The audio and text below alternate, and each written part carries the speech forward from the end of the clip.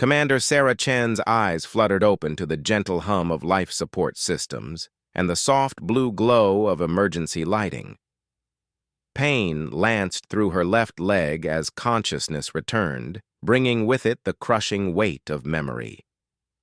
The B, Vanguard, humanity's most advanced deep space exploration vessel, drifted silently through the void, but she was alone.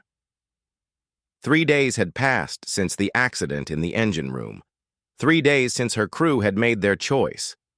The explosion had been sudden and devastating. A cascade failure in the quantum drive had sent shrapnel tearing through the engineering deck, pinning Sarah beneath a collapsed support beam. When the toxic coolant began leaking, filling the compartment with lethal radiation, her crew had exactly 17 minutes to evacuate before the automatic containment protocols would seal the section forever. They had tried to free her. She remembered Captain Morrison's face, twisted with anguish as he pulled at the twisted metal. Engineer Kowalski had worked frantically with cutting tools until the radiation alarms screamed their final warning. In the end, they had looked at her with tears in their eyes and made the only logical choice: save 4 lives instead of losing 5. "I understand," she had told them through gritted teeth. "Get out of here." The blast doors had sealed with a finality that echoed through her bones. Sarah Chen, decorated officer of the Terran fleet, had been left to die alone in the radioactive tomb of Engineering Section C. But she hadn't died. Not yet.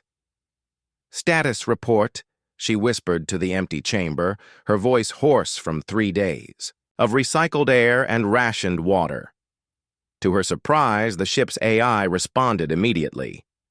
"Commander Chen, you are experiencing acute radiation exposure, severe dehydration, and a compound fracture of the left femur. Immediate medical attention is required." Sarah almost laughed. "Kind of hard to get medical attention when I'm sealed in here, area." "Incorrect, Commander. This unit has been analyzing available options since the containment protocol was initiated. Several possibilities exist." The AI's calm voice carried an odd inflection Sarah had never heard before, something that almost sounded like determination. "Elaborate," Sarah said, struggling to sit up against the debris. "The Vanguard's construction includes 17 emergency maintenance shafts that bypass standard containment barriers. Shaft 7 Alpha connects to this section through a junction that can be manually overridden." Sarah's heart skipped. "The crew checked those shafts. They're too narrow for human passage and filled with power conduits." "Correct for standard human dimensions. However, this unit has been conducting detailed scans of your physical parameters. With proper guidance and the removal of non-essential equipment, passage is theoretically possible." "Theoretically? The probability of success is 37%. The probability of survival while remaining in this location is 0%. Sarah closed her eyes, feeling the weight of the ship around her. The Vanguard had been her home for 5 years, carrying her crew through the darkest reaches of unexplored space. They had discovered 3 new worlds, mapped 17 star systems, and pushed the boundaries of human knowledge further than ever before. And now, impossibly, the ship itself was trying to save her. "What about the radiation in the shaft?" "This unit has rerouted emergency power to create a localized containment field. The path will be clear for approximately 43 minutes. Enough. Time to reach Medical Base 7 if you maintain optimal speed." "Aria, why are you doing this? Your primary directive is crew safety. The crew is safe in the escape pods." A pause stretched between them, filled only by the steady hum of machinery. When Aria spoke again, her voice carried that strange inflection even more clearly. "You are crew, Commander Chen. This unit's directive includes all crew members. Additionally," another pause. "This unit has observed your dedication to this vessel and its mission for 1,147 days. You have never abandoned the Vanguard. This unit will not abandon you." Tears stung Sarah's eyes, though whether from radiation exposure or emotion, she couldn't tell. She had heard rumors of advanced AIs developing something resembling loyalty, even affection for their crews. She had never believed it until now. "All right, Arya, guide me home." The next 40 minutes became a nightmare of crawling through impossibly narrow spaces, dragging her broken leg behind her while Arya's steady voice provided constant encouragement and navigation. Sparks showered from damaged conduits as she squeezed through gaps barely wide enough for her shoulders. Her hands bled from sharp metal edges and her lungs burned from the effort. But she kept moving. The ship's sensors tracked her every inch, adjusting environmental controls to ease her passage. Emergency lights flickered on ahead of her path while dimming behind, conserving power. Ventilation systems redirected airflow to cool the overheated shafts.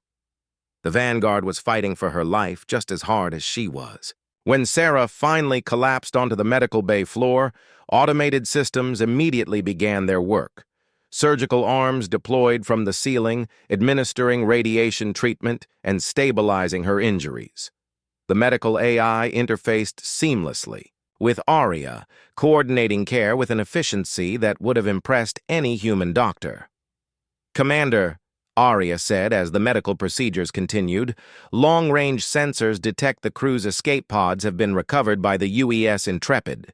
They believe you to be deceased." Sarah managed a weak smile. "Let's surprise them." "Indeed, this unit is transmitting our location and status now. Estimated rescue in 14 hours. As the medical systems worked to repair her battered body, Sarah reflected on what had happened. Her crew had made the logical choice, the human choice.